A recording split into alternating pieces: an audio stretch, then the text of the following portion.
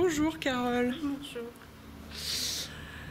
Alors aujourd'hui j'avais envie de parler avec toi de la féminité puisque nous sommes sans arrêt bombardés dans les magazines féminins et autres, les médias, de vraiment comment doit-on être en tant que femme, etc.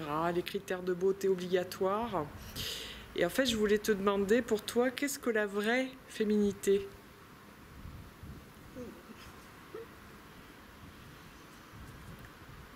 Alors, pour une femme, Oui.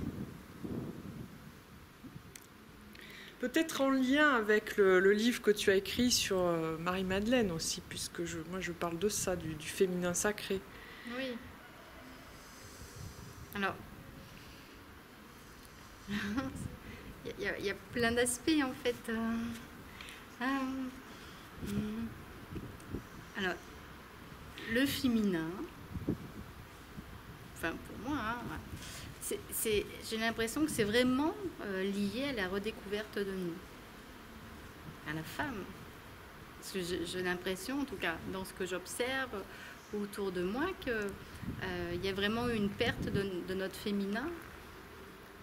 C'est pas facile à assumer aujourd'hui, comment être soi, c'est-à-dire pleinement soi. Le féminin sacré, c'est lié à une notion de liberté.